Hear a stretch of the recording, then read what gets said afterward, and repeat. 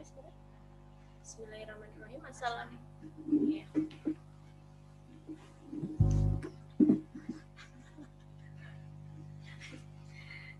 Ya, selamat pagi semuanya. Assalamualaikum warahmatullahi wabarakatuh.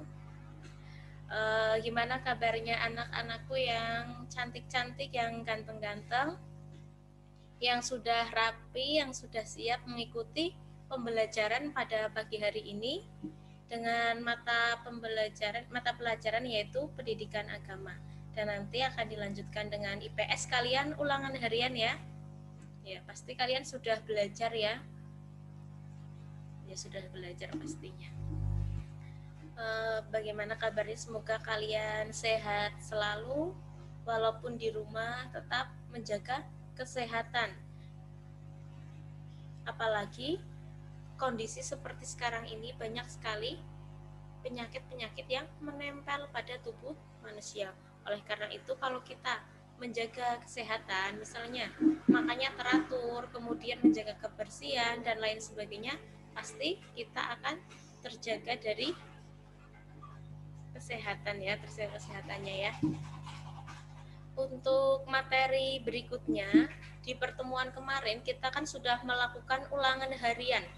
Oleh karena itu, ulangan hariannya nanti yang belum mengikuti, yang minggu kemarin belum mengikuti, nanti akan Bu Anissa kirim kembali linknya, kemudian kalian bisa mengerjakan itu bagi yang belum mengikuti. Kalau yang sudah mengikuti, misalnya kalian berpikir, lah kemarin saya kayaknya nilainya jelek, saya mau mengulanginya saja. Nah, itu tidak boleh ya.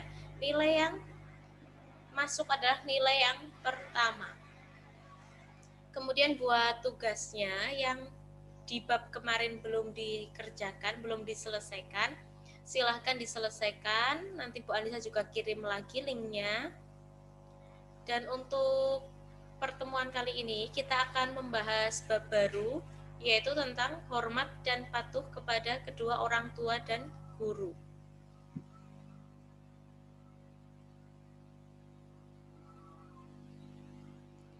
Kalau di buku kalian, kalau tidak salah halaman 163 ya. Coba kalian cek.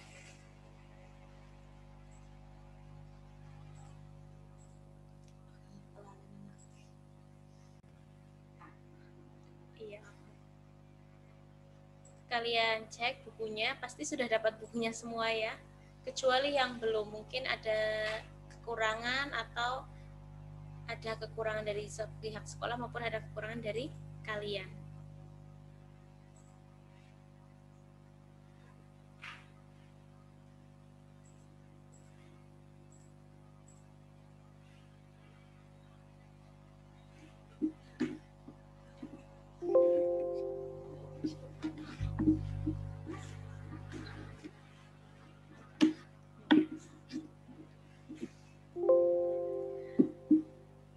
Kalau misalnya kita membahas tentang hormat kepada orang tua dan guru, pasti kalian sudah tidak asing lagi ya. Wong Kak Bentina be ngelakoni, ibaratnya seperti itu. Tapi ini materi ya. Jadi nanti kompetensi dasarnya, pertama kita dapat menghayati ajaran berbuat baik, hormat dan patuh kepada orang tua dan guru adalah perintah agama. Yang kedua, menghayati perilaku berbuat baik, hormat dan patuh kepada orang tua dan guru dalam kehidupan sehari-hari. Jadi nanti dalam kehidupan sehari-hari nanti kita koreksi lagi. Oh, kira-kira perbuatan saya kepada kedua orang tua, perbuatan saya kepada guru-guru saya itu bagaimana. Kemudian yang ketiga, memahami cara berbuat baik, hormat dan patuh kepada orang tua dan guru. Jadi kalian bisa tahu caranya itu seperti apa, kemudian diimplementasikan dengan kondisi kamu, misalnya, oh kira-kira saya sudah baik atau belum, seperti itu. Tapi Bu Anissa yakin anak-anakku kelas 8 pasti sudah menerapkannya. Kemudian yang selanjutnya, menyajikan cara berbuat baik, hormat dan patuh kepada orang tua dan guru. Jadi caranya itu seperti apa. Adapun tujuannya nanti akan menjelaskan cara berbuat baik, hormat dan patuh kepada orang tua dengan benar. Yang kedua, menunjukkan dalil berbuat baik, hormat, dan patuh kepada orang tua dengan benar. Nah, jadi nanti kalau dalil itu kan sudah pasti ya. Wong pasti berarti kudu dilakoni. Kemudian yang ketiga, menunjukkan contoh perilaku berbuat baik, hormat, dan patuh kepada orang tua dalam kehidupan sehari-hari dengan benar. Nah, kalian mencontohkan perilaku berbuat baik, perilaku hormat kepada orang tua itu seperti apa? Kemudian selanjutnya, berperilaku berbuat baik, hormat, dan patuh kepada orang tua dalam kehidupan sehari-hari. Nah, itu perilakunya seperti apa kalian terapkan. Kemudian selanjutnya menjelaskan cara berbuat baik dan hormat kepada guru dengan benar. Nah, caranya berbuat baik kepada guru bagaimana? Kemudian dalilnya seperti apa? Kemudian ini contohnya berbuat baik kepada guru itu seperti apa dalam kehidupan sehari-hari dengan benar. Ya, walaupun kita dengan pembelajaran jarak jauh, tapi kita harus tetap menghormatinya. Jangan asal-asalan lah ben ora tahu ketemu. Gue ngapa? Menghormati, nah itu tidak diperbolehkan seperti itu. Karena apa? Karena nanti ilmu yang kalian dapatkan itu tidak bermanfaat kalau kalian tidak menghormati kepada guru kalian atau kepada orang yang memberi kalian sebuah ilmu. Tidak hanya guru ya, bisa saja orang yang lebih tua, bisa saja kakak kalian, bisa saja orang tua kalian, bisa saja saudara kalian, atau bahkan adik kalian sendiri. Apabila mereka itu memberi sebuah ilmu kepada kalian, maka kalian harus apa? Menghormatinya. Jangan memandang sing kudu dihormati mung guru dok. Nah, itu tidak seperti itu juga. Kemudian selanjutnya, berperilaku berbuat baik, hormat, dan patuh kepada guru dalam kehidupan sehari-hari dengan benar. Nah, hormat dan patuh kepada guru dalam kehidupan sehari-hari. Contohnya apa? Misalnya pada kondisi seperti ini, apakah harus dengan mengucapkan salam kepada guru? Nah, itu tidak seperti itu. Tapi apa? Dengan perilaku kalian di rumah itu mencerminkan kalau kalian itu hormat kepada gurunya juga. Misalnya kalian disuruh sekolah menggunakan Zoom, ya kalian mengikutinya. Kalian diberi tugas, maka kalian mengerjakannya. Itu contohnya.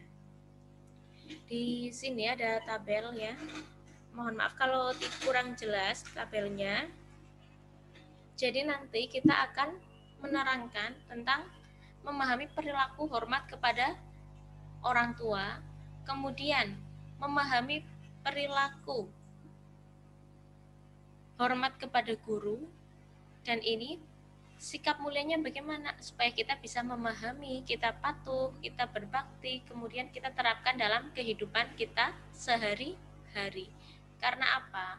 Karena dalam kehidupan sehari-hari itu kan tidak lepas dari orang tua dan guru ya. Di usia kalian yang masih remaja pasti tidak lepas dari dua hal itu. Oleh karena itu kita akan membahas bab ini. Kalau membahas tentang orang tua, pasti kalian sudah tahu orang tua ya wis ngerti, orang yang lebih tua. Tapi di sini kita akan membahasnya orang tua atau orang yang sudah, orang tua itu dibagi menjadi dua ya. Ada orang tua yang secara biologis maupun bukan. Orang tua secara biologis apa? Orang tua yang sudah melahirkan kita.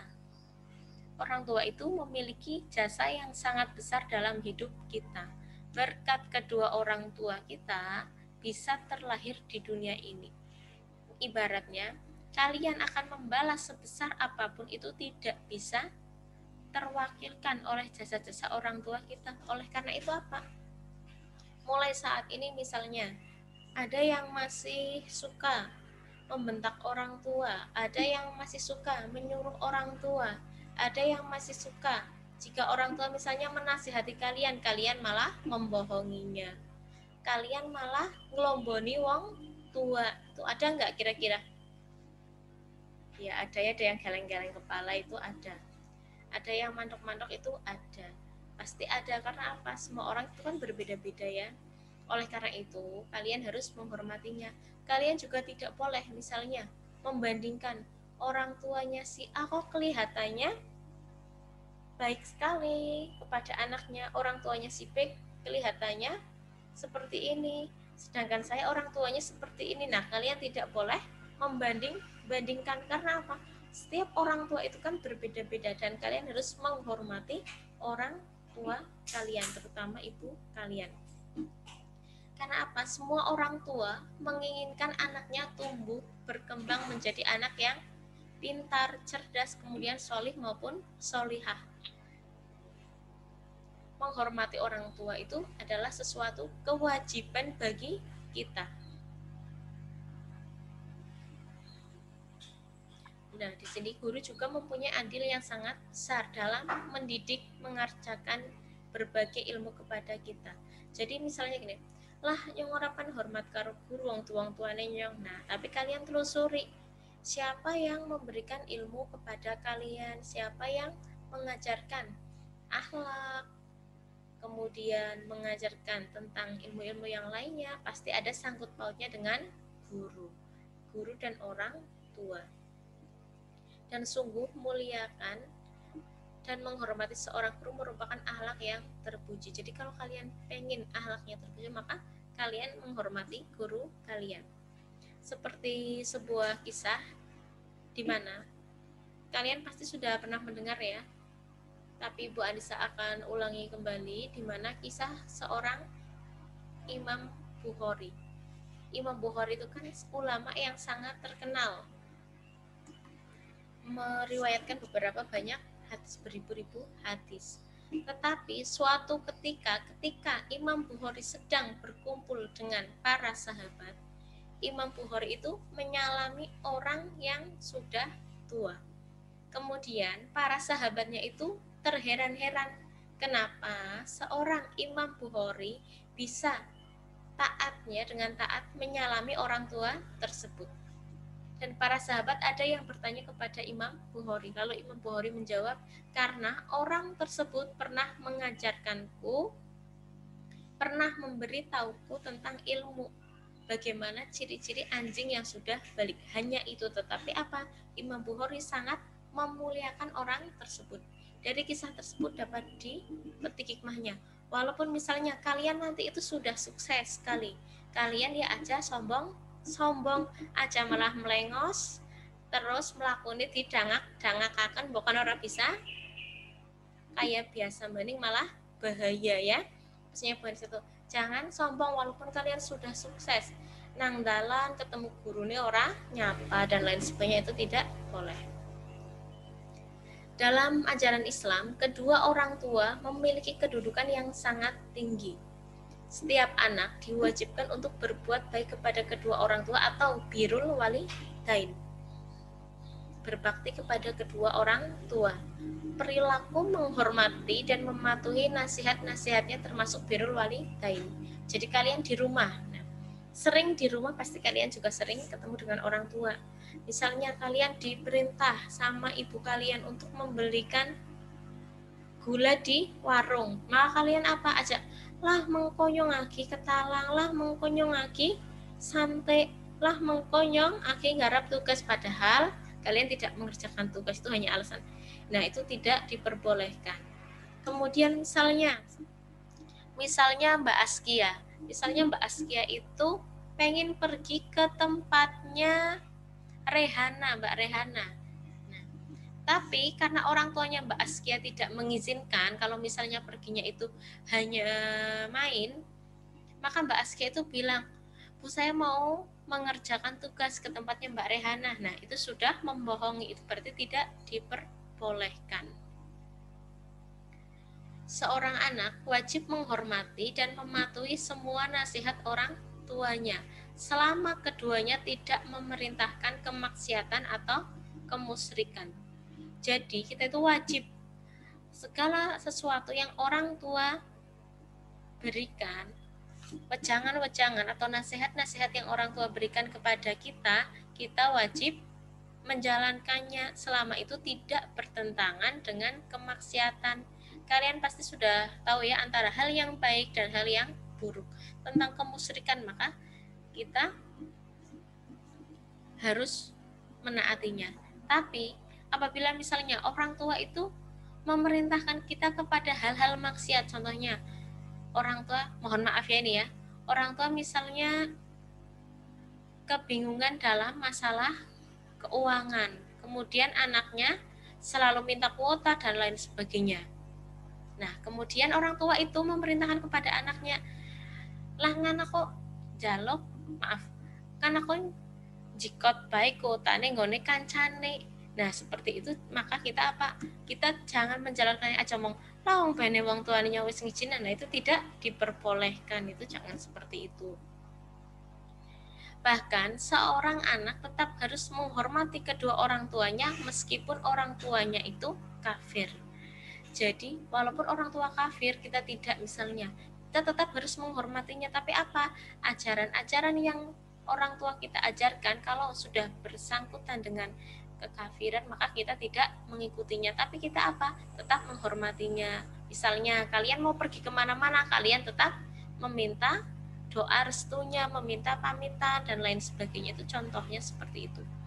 Kalau di dalam Quran surat An-Nisa ayat 36, ini tentang perintah berbakti kepada orang tua ya.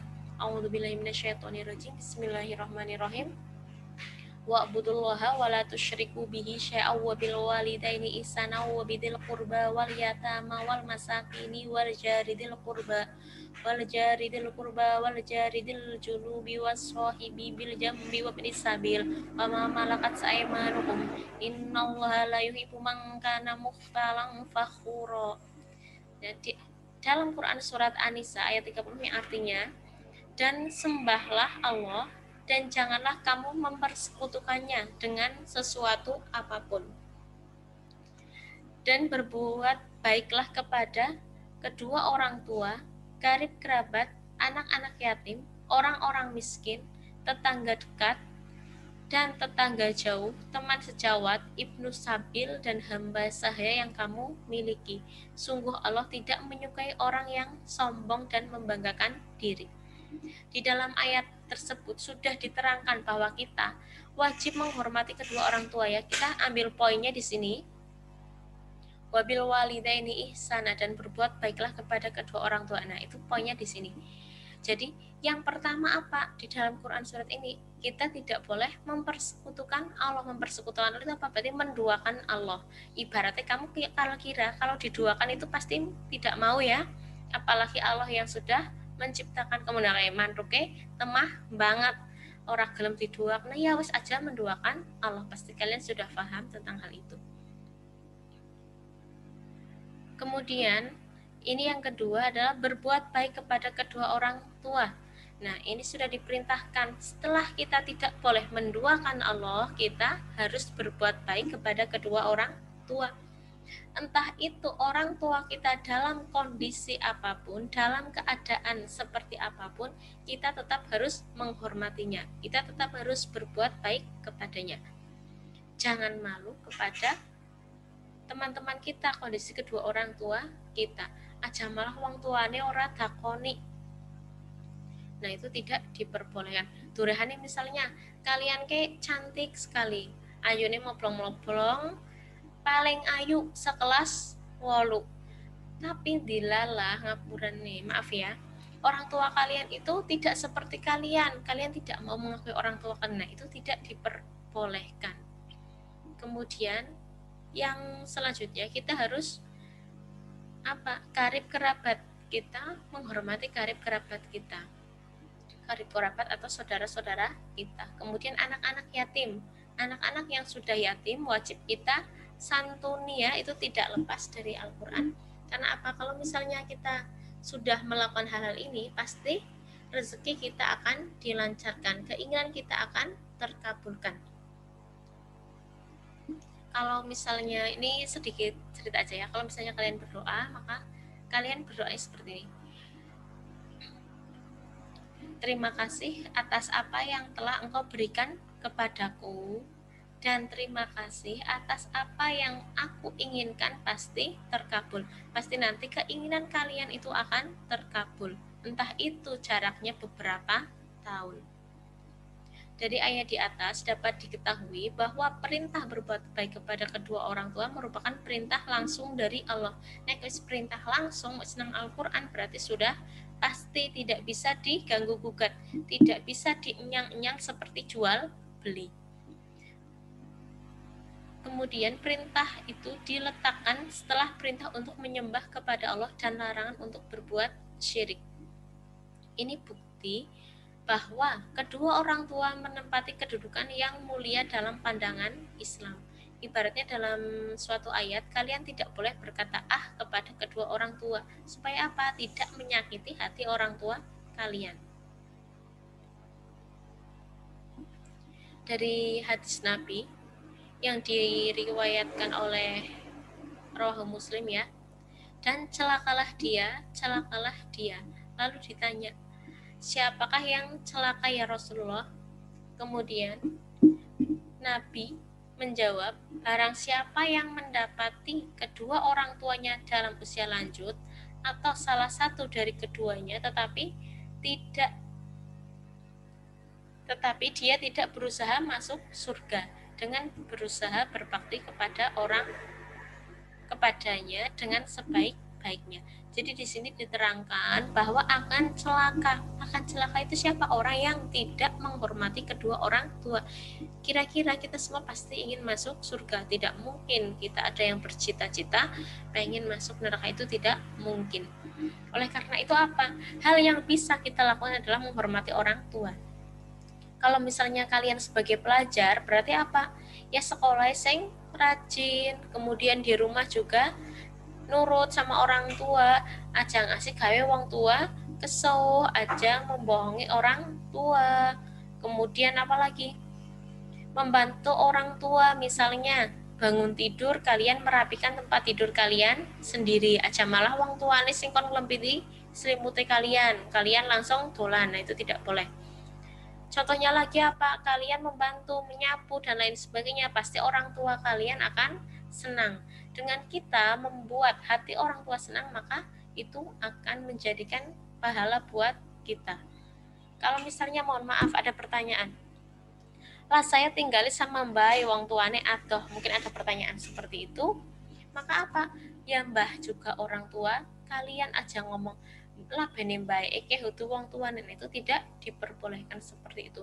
Tetap harus nurut, karena apa? Kita itu kan hidupnya itu kan dengan mbah kita, berarti kita harus menghormatinya. Jangan membohongi mbah kita juga ya, contohnya seperti itu.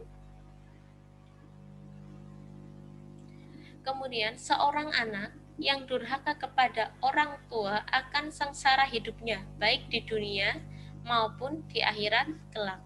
Mungkin kalau misalnya untuk sekarang ini, misalnya ada beberapa yang tidak menghormati kedua orang tuanya, mungkin untuk sekarang ini biasa-biasa saja, tapi mungkin 3 tahun yang akan datang, 5 tahun yang akan datang, atau bahkan 10 tahun yang akan datang, 20 tahun yang akan datang, nanti hidupnya akan sengsara.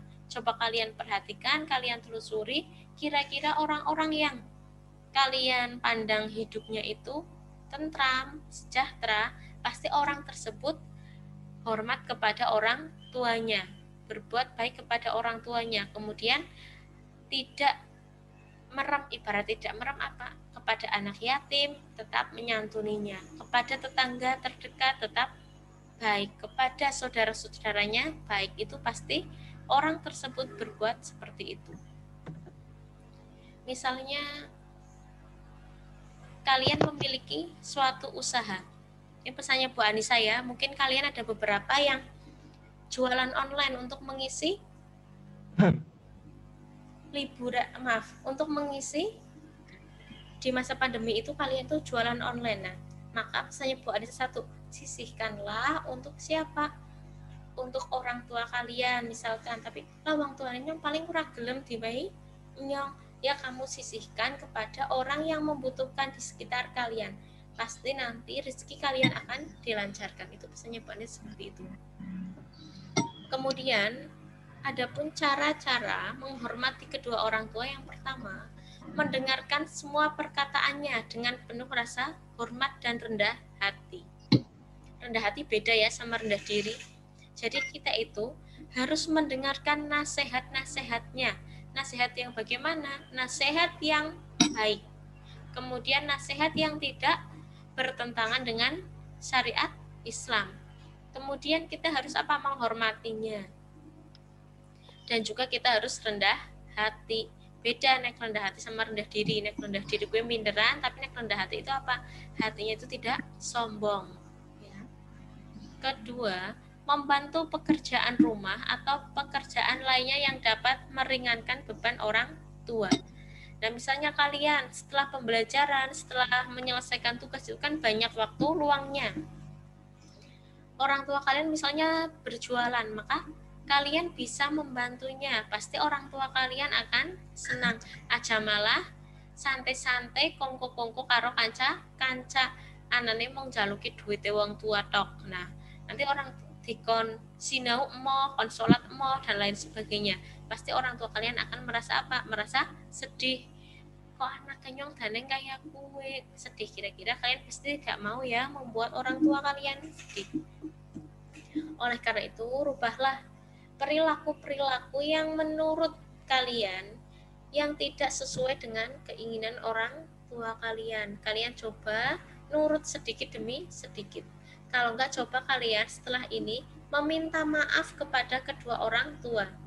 Tapi mungkin kalian ada yang bilang, lah gengsi ya nyompan njaluk ngapura wong ora badak. Lah isin yang panjaluk ngapura wong ora badak. Nah, kalian coba hilangkan sifat seperti itu. Kalian minta maaf kepada kedua orang tua kalian. Pasti orang tua kalian akan merasa senang. Kemudian yang selanjutnya, senantiasa meminta doa restu. Nah, meminta doa restu itu seperti apa contohnya? Ketika kalian akan bepergian, kalian pamitan aja asal selunung baline bengi. Kalau enggak malahan dolane bengi baline esok. Nah, kuwi wis keterlaluan. Orang ngerti wayah kayak kaleng bae. Ya ini ya, senantiasa meminta doa restu. Kemanapun kalian akan pergi, kalian pamitan. Supaya apa? Supaya orang tua itu tidak khawatir. Coba kalian bayangkan, misalnya Mbak Zulfa. Mbak Zulfa itu mau pergi ke rumah temannya, tapi bludus bae ora pamitan. Nanti ketika sudah asar, orang tuanya itu khawatir, misalnya jane Kak Zulfa ora bali-bali. Nah, kalian udah membuat khawatir orang tua. Oleh karena itu, kemanapun kalian pergi, kalian minta pamit kepada orang tua kalian. Mungkin ada yang seperti ini. Bagaimana kalau orang tuanya nggak di rumah? Nah, orang tuanya nggak di rumah, misalnya orang tua kalian kerja pulangnya sore, ya kalian tetap mengkomunikasikan kalian akan pergi kemana supaya semoga hal-hal yang tidak diingini tidak terjadi. Tapi misalnya mbok menawa, namanya orang itu kan tidak tahu ya. Nah, kita itu sudah izin orang tua sudah tahu. Kemudian mohon maaf, jika orang tua yang sudah meninggal, sikap kita itu bagaimana? Nah, sikap kita itu yang pertama, menyambung tali silaturahim dengan kerabat dan sahabat orang tua. Jadi tali silaturahmi itu jangan kalian putuskan. Misalnya lah kedua orang tuaku sudah meninggal, saya tidak mau ke tempat takde saya. Nah, itu tidak diperbolehkan. Maka kamu harus tetap apa? Menyambung tali silaturahmi. Karena orang yang menyambung tali silaturahmi itu akan apa? Dipanjangkan umurnya dan diperbanyak rezekinya. Kemudian yang kedua, melanjutkan cita-cita orang tua. Cita-cita yang seperti apa? Cita-cita yang baik. Misalnya sebelum orang tua kalian meninggal, orang tua kalian itu ingin mewakafkan tanahnya untuk dibangun sebuah masjid. Maka misalnya kalian sudah besar, kalian belum bisa membangun dengan uang kalian pribadi, maka kalian wajib mewakafkan tanah tersebut karena itu sudah titipan dari orang tua kalian. Kemudian yang ketiga, mendoakan kedua orang tua dengan memintakan ampun kepada Allah Subhanahu wa taala. Jadi kalian wajib mendoakannya. Misalnya kalian setiap habis sholat, kalian mendoakan kedua orang tua kalian. Entah itu sudah meninggal atau belum, kalau mendoakan itu wajib ya. Setiap habis sholat, coba kalian doakan kedua orang tua kalian. Karena apa? Nanti juga imbasnya ke kalian sendiri. Karena tadi sudah hormat dan patuh kepada kedua orang tua, kita lanjutkan hormat dan patuh kepada guru. Islam menempatkan guru pada posisi mulia. Mereka adalah orang tua kita setelah orang tua kandung.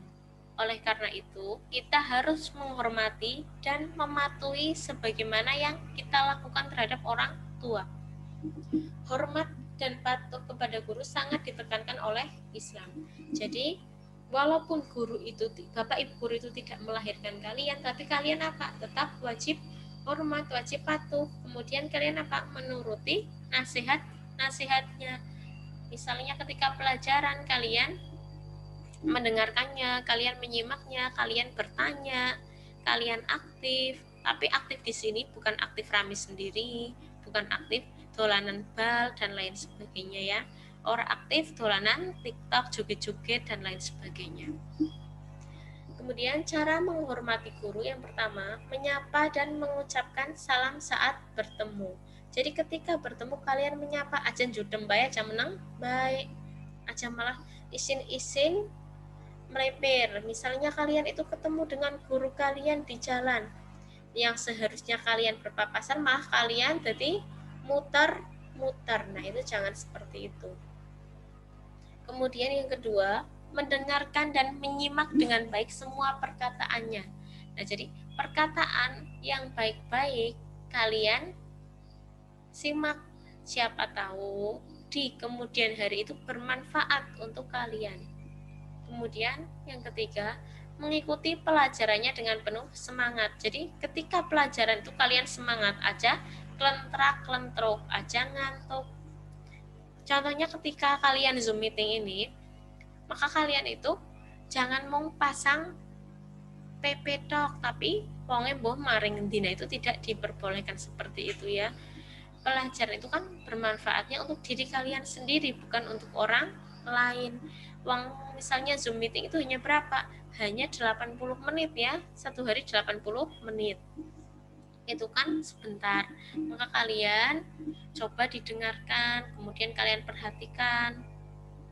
Kemudian yang selanjutnya, memandang guru dengan pandangan penuh rasa hormat atau takdim.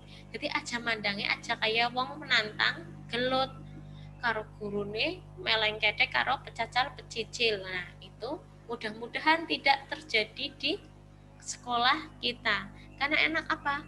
Karena anak-anak SMP itu kan sopan-sopan, rajin-rajin ya, ramah-ramah, kemudian disiplin-disiplin, baik-baik semuanya. Kecuali yang belum baik. Maka yang belum baik itu silahkan untuk mencoba kepada yang lebih baik. Jangan sampai kalian itu menyesal lah, nyemian SMP dong kayak gini malah kayak gini. Nah, jangan sampai kalian ada perkataan seperti itu. Jadilah perkataannya itu, alhamdulillahnya saya sekolah di SMP 2, saya bisa jadi seperti ini. Seperti itu ya. Kemudian yang selanjutnya, hendaklah duduk di hadapan guru dengan sopan dan tenang. Nah, duduknya itu dengan apa? Sopan. Kalau misalnya dengan tatap muka jarak jauh seperti ini ya, ketika Zoom meeting aja turunan, aja nganggo klambi bebas, aja malahan sing diketokna apa? Sing diketoknane mong rambutnya sing gondrong. Nah, itu contohnya seperti itu kalau misalnya kita bertatap muka seperti ini. Kalau misalnya ketika kita berhadapan secara langsung di kelas, nah kita itu duduknya sopan aja, malah jangan kaki kalian misalnya jegrang, kalian menghadapnya ke teman kalian. Nah, itu tidak boleh seperti itu. Kemudian ada 3 doa yang akan mustajab atau yang akan dikabulkan.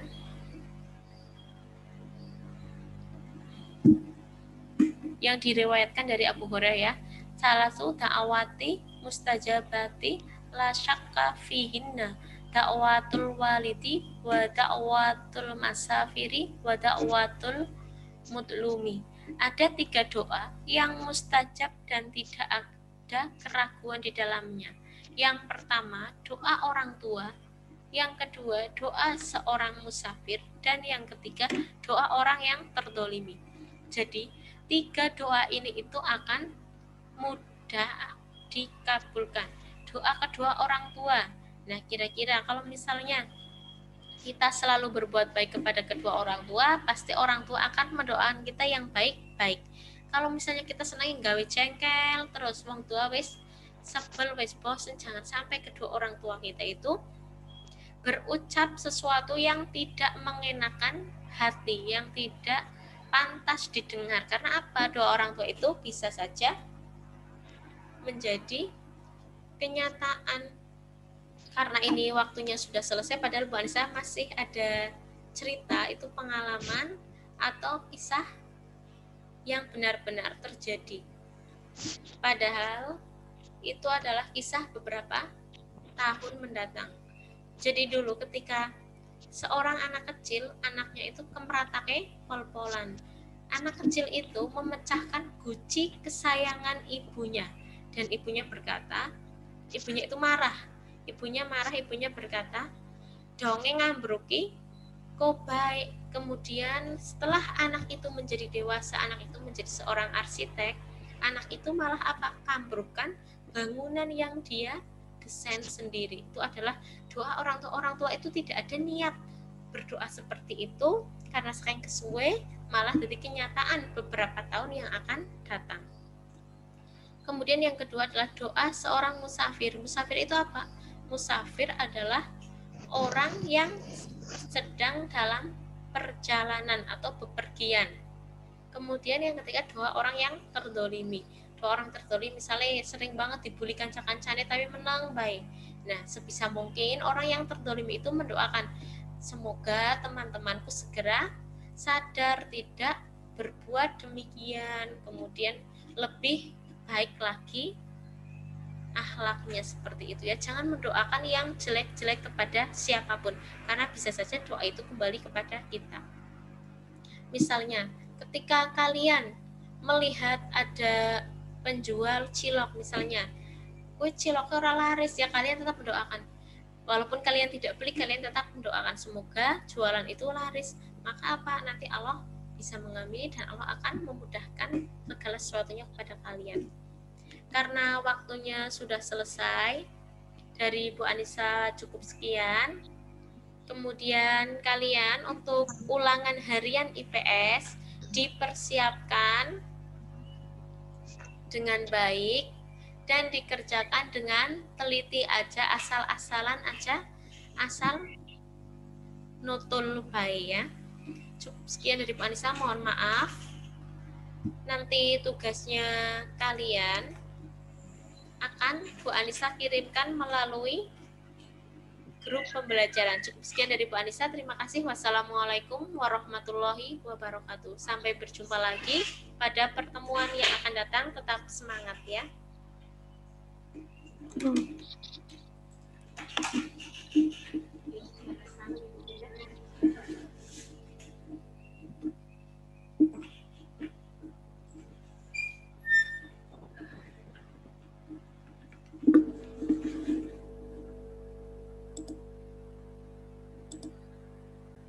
Ya, terima kasih untuk pembelajaran ini. Untuk Zoom meetingnya berarti cuma 1 jam.